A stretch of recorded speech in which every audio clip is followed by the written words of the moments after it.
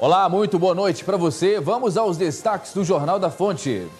O governo apresenta 800 novos policiais militares voluntários. Polícia prende quadrilha acusada de planejar golpe milionário em Goiás. Bandidos conseguem fugir durante a ação da PM ao fechar boca de fumo em Aparecida de Goiânia. E ainda, hoje é o Dia Mundial da Luta contra a Tuberculose. E você vai conhecer um pouco mais dessa doença que ainda nos dias atuais continua matando muitos brasileiros. O motivo é a falta de informação. Segunda-feira, 24 de março de 2014, o Jornal da Fonte já está no ar.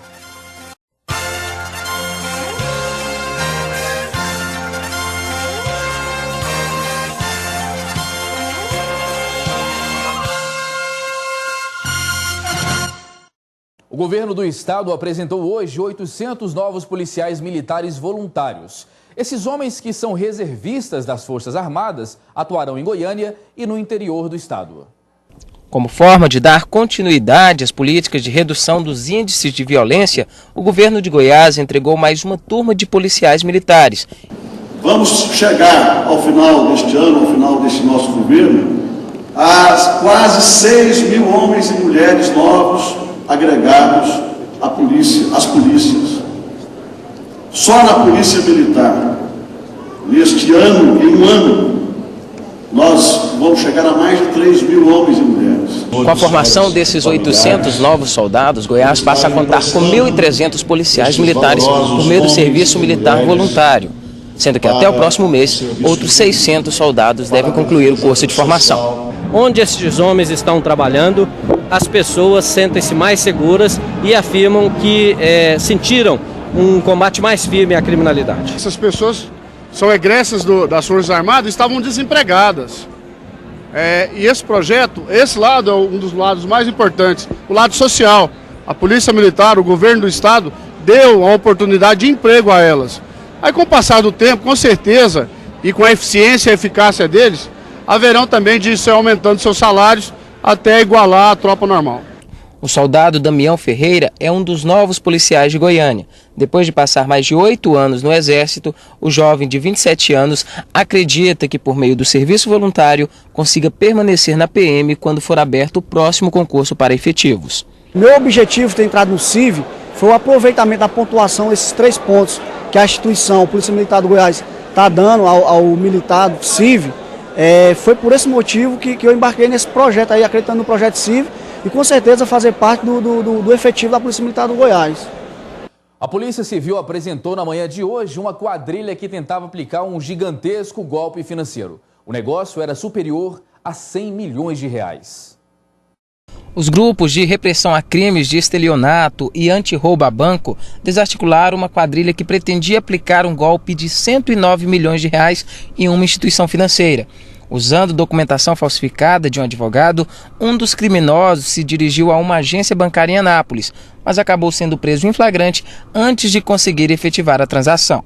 A polícia, o aposentado Eládio de Almeida, contou ter sido convencido a passar-se pelo verdadeiro correntista, com a promessa de receber o equivalente a 10 mil reais. Ele realmente foi convencido a se passar pelo correntista do banco, né? Utilizando ali documento falso, ali se passou pelo titular da conta, que ia autorizar e também assinar pelo correntista autorizando a transferência bancária. Não chegou a concretizar, né? A consumar o crime, né? Antes de ser feita a transferência bancária, a equipe do Roubar Banco fez a prisão, né? E trouxe o pessoal aqui para a delegacia. Além do aposentado, a quadrilha contava com a participação de outros 5 membros: Gilberto dos Santos, Alex Silvestre, Reinaldo Vieira, o ex-PM Lourival dos Santos e o cabeça William da Silva, que podem responder a vários crimes, entre os quais formação de quadrilha, tentativa de estelionato e uso de documento falso. Todos estavam imbuídos, né, da mesma causa, né? Conseguir uma pessoa que se passasse pelo correntista do banco, conseguir também uma conta para que fosse transferido esse numerário,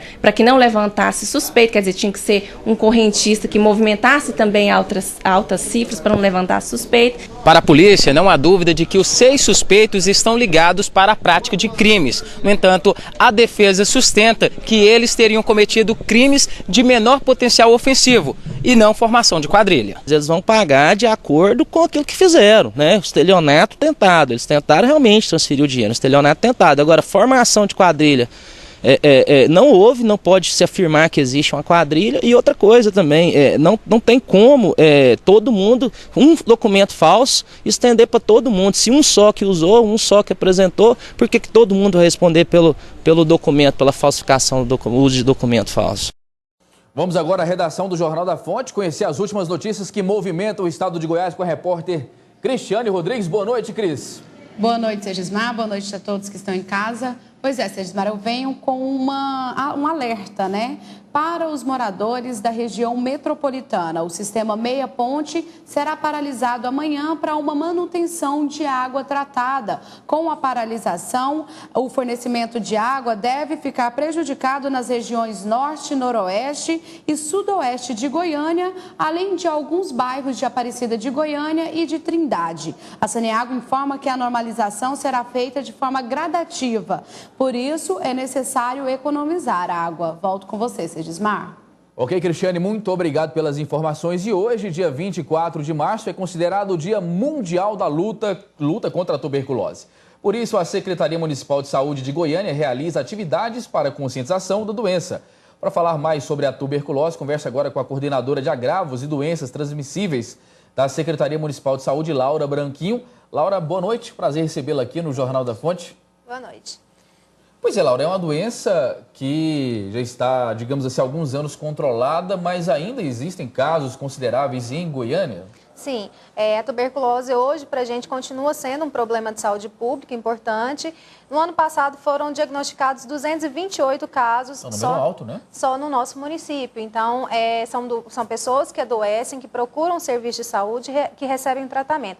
E o nosso grande problema continua sendo aquelas pessoas que possuem o sintoma, que possuem a doença, que transmitem, inclusive, a doença, mas que não procuram serviço de saúde para iniciar o tratamento. Então, é importante a gente fazer a divulgação dos sinais e sintomas da doença, que pode parecer uma gripe, um resfriado, que persiste por mais de 3 semanas, já que a tosse é um sintoma importante para que o indivíduo procure a unidade de saúde. Então, pensar em tuberculose é também um passo importante para a gente pensar no combate dessa doença. Além da tosse, quais são os principais sintomas, Laura?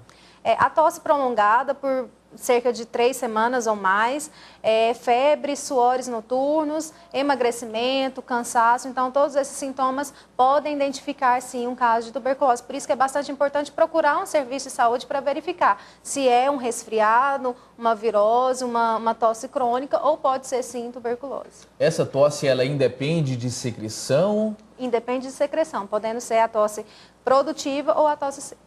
E quanto tempo leva um tratamento para quem for diagnosticado aí com a tuberculose? O tratamento é longo, acontece por cerca de 6 meses e é importante que o indivíduo faça o tratamento até a finalização, porque ele só é considerado curado aquele indivíduo que finaliza o tratamento. E muitos indivíduos começam o tratamento, existe uma melhora significativa no quadro clínico e eles acabam abandonando, que o abandono para nós é um importante problema também, principalmente naqueles grupos vulneráveis, por exemplo, situação de rua, o indivíduo que usa o álcool com frequência, o indivíduo que usa a droga, por exemplo, o crack, eles começam o tratamento e abandonam esse tratamento. Então, hoje, a nossa taxa de cura está em 72%, quando indicado é 85%, justamente por essas situações, os indivíduos que começam o tratamento melhoram e abandonam. E eles continuam sendo um potencial transmissor da doença. Pois é, a medicação ela tem uma grande eficiência e a pessoa acaba achando que está curado antes dos 6 meses, né? Esse tipo de público que abandona o tratamento, ele corre algum risco de não se curar da doença ao voltar a fazer o tratamento por mais vezes? A resistência, ela acontece em decorrência principalmente do abandono e por situações da própria resistência. Então, é importante, no início do tratamento, já vincular o paciente à unidade de saúde, e essa busca ativa é feita pelos nossos profissionais, pelas nossas equipes de enfermeiros, de médicos, conscientizando o paciente da importância para ele e para a sociedade, para que ele não abandone o tratamento, para então ele seja considerado curado e continue levar uma vida normal, com uma qualidade de vida, inclusive. Já tivemos aí nos últimos anos, Laura, o registro de morte por tuberculose? Sim, é uma doença que hoje ainda causa morte na nossa sociedade, no nosso município. No nosso país uma importância para a taxa de mortalidade, principalmente nos pacientes que têm HIV também. Então, muitos pacientes descobrem que têm HIV pelo aparecimento da tuberculose, mas já descobrem numa situação que tem um risco muito grande e acabam evoluindo a óbito pela gravidade da co-infecção HIV e tuberculose. Nós conversamos com Laura Branquinho, representando a Secretaria Municipal de Saúde, falando de um assunto extremamente importante que diz respeito a todos nós, que é a tuberculose. Laura, muito obrigado pela sua participação. Uma boa noite para você. Boa noite. E a Fonte TV quer se aproximar cada vez mais de você e, por isso, nós temos alguns canais de comunicação em aberto. Caso você tenha algum problema aí no seu bairro, pode entrar em contato conosco. Pode ser por e-mail, por telefone, o e-mail que aparece inclusive na sua tela, pelo site, ou ainda pelo nosso portal redefonte.com. Inclusive, você também pode conferir mais sobre nossa programação e ainda pode rever reportagens. O organismo humano pode abrigar vários parasitas. Esses organismos causam doenças, mas isso pode ser evitado com alguns cuidados. Veja na reportagem. Dezenas de parasitoses podem agir no intestino de uma pessoa. De acordo com este infectologista, os mais comuns são lombrigas, solitárias, giardias e oxiuros. Os sintomas das verminoses muitas vezes estão associados à anemia e dores abdominais, podendo evoluir para o cérebro. O que tem maior risco para a saúde da população são normalmente a tênia, né? Porque ela pode evoluir com complicações principalmente cerebral, as neurocisticercose, que evolui com ovos de solitária na cabeça, que é o comum, que as pessoas conhecem como ovos de solitária na cabeça, que pode, naquela pessoa, desenvolver crises convulsivas, né? E precisa de ser bem tratado, às vezes até cirurgicamente. Então, há necessidade de que as pessoas façam um controle através de exames parasitológicos de fezes, para que a gente possa saber se há necessidade ou não de tratamento. A melhor forma de prevenir os vermes é higienizar as mãos, ingerir água tratada, evitar andar descalço, além de outros cuidados com alimentos. Cuidado com o tipo de carne que você está ingerindo. A carne deve ser inspecionada e, de preferência, bem passada, né? Carne mal passada é um risco de você estar ingerindo ovos de solitária. Boaventura destaca que o uso de medicamentos deve ser feito de forma específica, após a realização de exames que vão detectar o tipo de verme contraído. Dificilmente você tem um produto, um medicamento que consiga pegar todas as verminoses possíveis. Então, o correto e o mais adequado é realmente fazer exames e acompanhamento. E vamos de volta à redação com a repórter Cristiane Rodrigues. Cristiane, que informações você nos traz? Pois é, Sergismar, eu volto com uma notícia policial. Um homem foi esfaqueado no setor São José, em Goiânia. Segundo a Polícia Militar, ele foi atingido na virilha e no ombro. O crime teria sido cometido pela esposa da vítima na própria casa do casal. O Serviço de Atendimento Móvel de Urgência, o SAMU, socorreu o homem e levou ao Hospital de Urgências de Goiânia. Volto com você. Ok, Cristiane, nós continuamos falando sobre polícia, porque a Polícia Militar de Aparecida de Goiânia descobriu uma boca de fumo no setor Retiro do Bosque. 17 quilos de maconha foram apreendidos, mas os bandidos conseguiram fugir.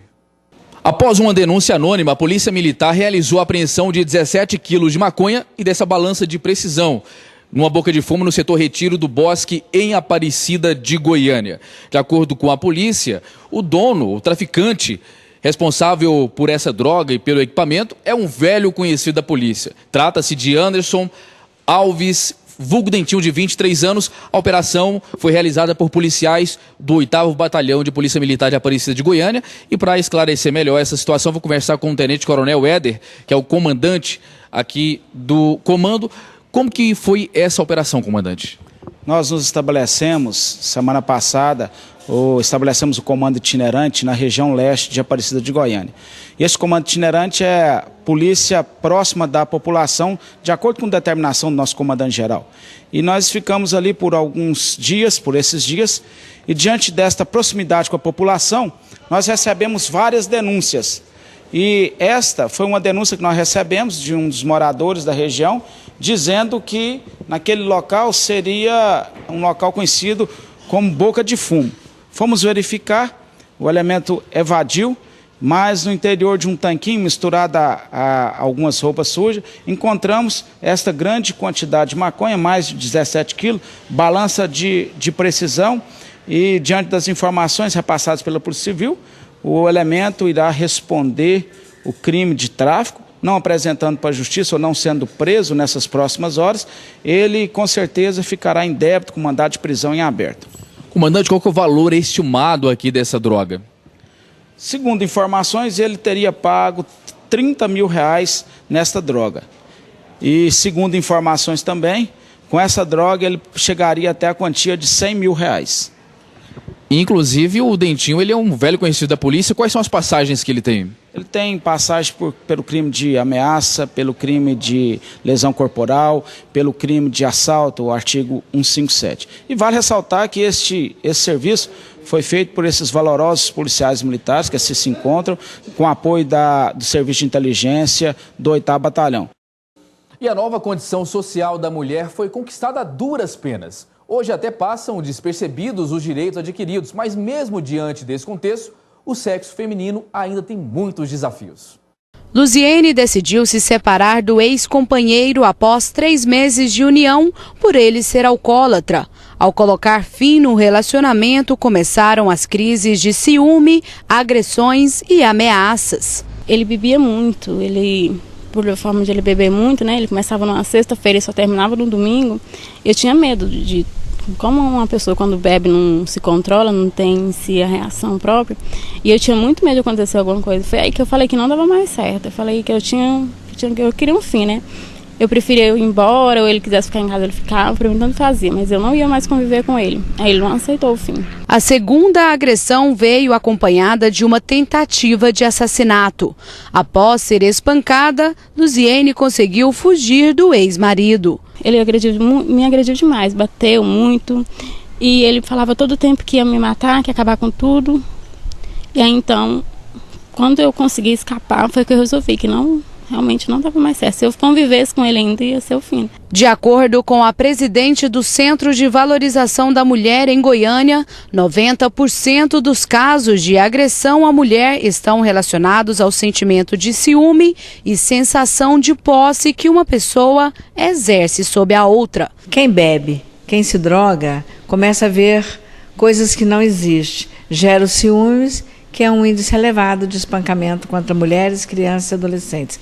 É o ciúme, é o sentir dono, é o achar que a mulher não tem direito de não o querer mais, só ele tem esse direito, e daí começa o espancamento, a violência, os assassinatos.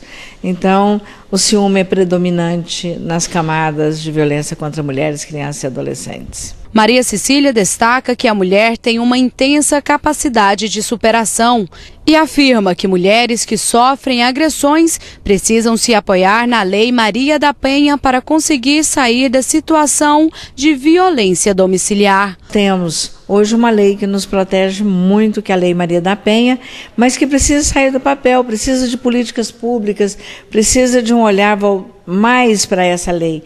É a lei mais conhecida no Brasil. Mãe de 2 meninas e grávida de 4 meses, Luziene busca força para dar a volta por cima e retomar a rotina. A gente tem que dar a volta por cima, né? Eu penso em voltar a trabalhar de novo, conseguir voltar à minha vida normal.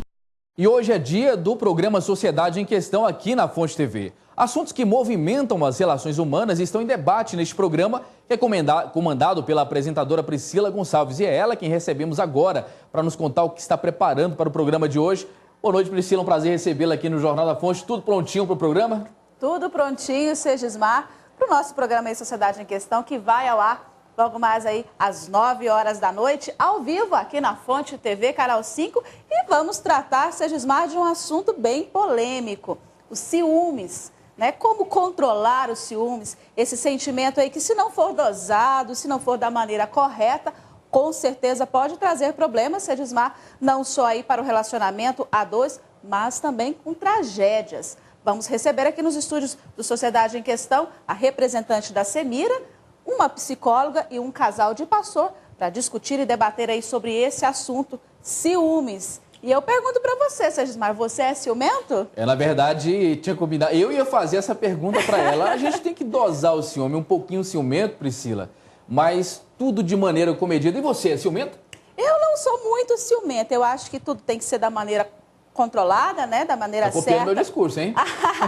Mas eu acho que é questão de sabedoria também, Segismar. Acho que tudo tem que ser bem controlado, bem dosado, para que não cause aí outros problemas, principalmente no relacionamento, né? O seu relacionamento com a sua esposa, com o seu marido, com os seus filhos também, porque temos aquelas questões, Segismar, que as mães são bem ciumentas, aí, bem protetoras, e tem até uma dificuldade desse filho, então, né, se relacionar aí com a sua namorada, com a sua esposa, porque a mãe ciumenta está sempre aí interferindo nesse relacionamento. E os pais também ciumentos, né, com as adolescentes que começam a namorar. Na verdade, Priscila, é um tema que não se limita apenas ao relacionamento esposo-esposa. É um tema, como você falou, muito polêmico e muito extenso, né, Priscila? Nós vamos receber, então, esses especialistas que vão nos explicar como dosar esse sentimento, como deixá-lo na medida certa para que não atrapalhe, então, esse relacionamento familiar.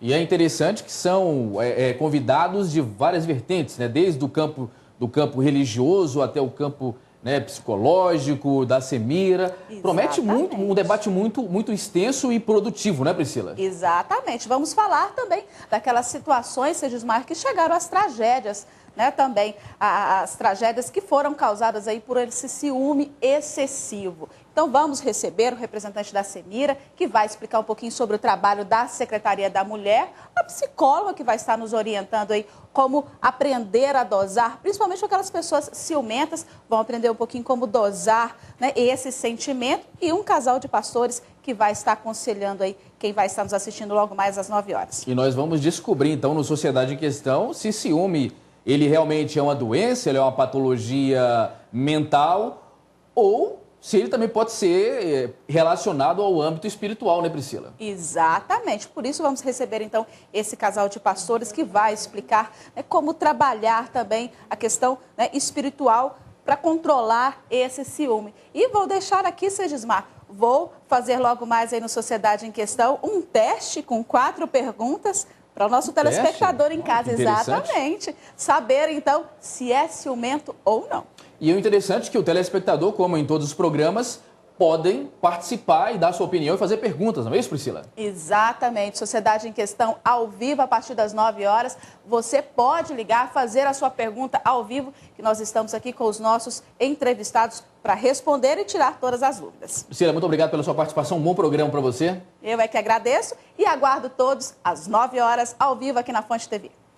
E o Jornal da Fonte vai ficando por aqui. Nós voltamos amanhã. Fica aí o convite para o programa Sociedade em Questão logo mais às 21 horas. Na sequência, você fica com toda a repercussão da rodada das semifinais do Campeonato Goiano 2014. Um forte abraço para você, uma boa segunda-feira e até amanhã.